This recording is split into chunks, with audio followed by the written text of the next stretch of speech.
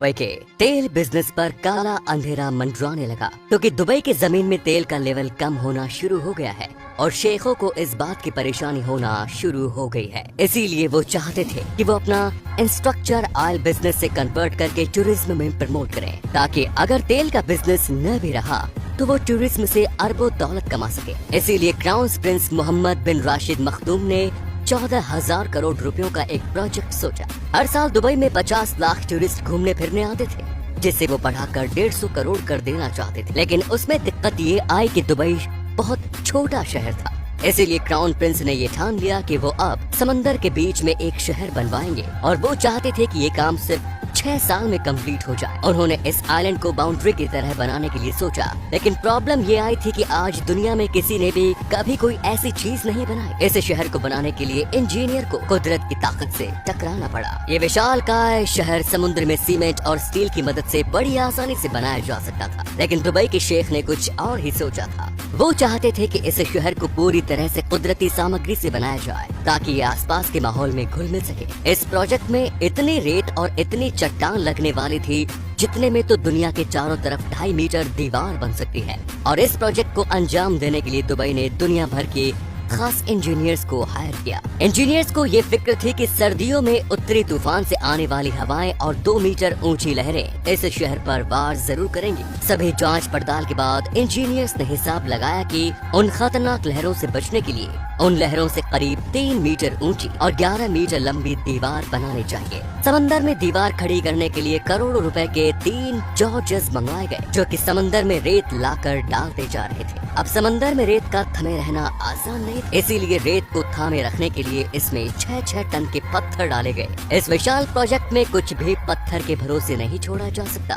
जरा सी हलचल में ही पत्थर सरक जाएंगे और पूरा का पूरा शहर समंदर अपने अंदर निकल जाएगा। इसीलिए गोताखोर बार बार समंदर में डुबकी लगाकर नीचे पत्थरों की पोजीशन को चेक करने जाते रहते थे।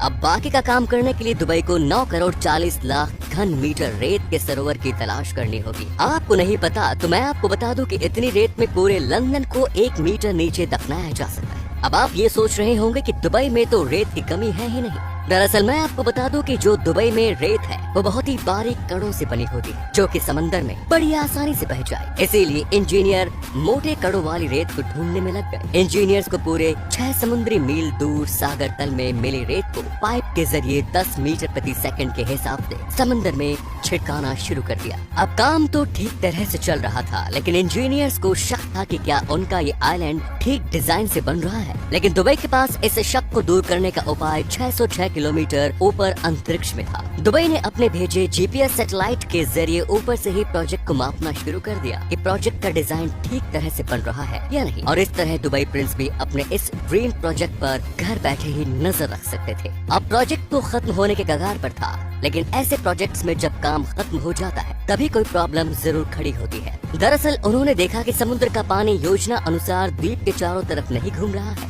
लोगों ने इस आइलैंड के छोटे से हिस्से के लिए भी लाखों डॉलर खर्च किए और ठहरे हुए पानी को तो वो बिल्कुल बर्दाश्त नहीं करेंगे। इस समस्या का समाधान इंजीनियर्स को जल्द ही ढूंढना होगा। इसका सोल्यूशन इंजीनियर्स ने ये निकाला कि अगर वो दीवार में 2 छेद करें तो उन होल्स में से ताज़ा पानी बहकर चारों तरफ फैल जाएगा और दूसरी तरफ भी ऐसा ही कुछ करना होगा ताकि वो पानी बाहर की तरफ निकल सके। अब जैसे जैसे प्रोजेक्ट को खत्म करने की डेडलाइन पास आती चली जा रही है, वैसे वैसे ही इंजीनियर्स अपने काम को अंजाम देने के लिए लगे हुए हैं। अब 12 घंटे काम करने वाले एशिया के 40,000 वर्कर्स को काम में लगाया गया। इन लोगों को 48 डिग्री की झुलसती गर्मी में काम करना था। इस प्रोजेक्ट में 51 अलग अलग कॉन्ट्रैक्टर्स होटल, बिल्डिंग्स, सड़कें वगैरह बनाने में जुटे हुए हैं। आपको ये बात जानकर हैरानी होगी कि बिक्री शुरू होते ही पहले 3 दिनों में सारे के सारे मकान बिक गए। इनमें से सबसे महंगा मकान 12 लाख डॉलर्स का था। वक्त तेजी से निकल रहा था, लेकिन क्राउन प्रिंस ने सबको 2006 में आलीशान दुनिया देने का वादा किया। इस 1.6 किलोमीटर इलाके में कम से कम 8,000 विला, 220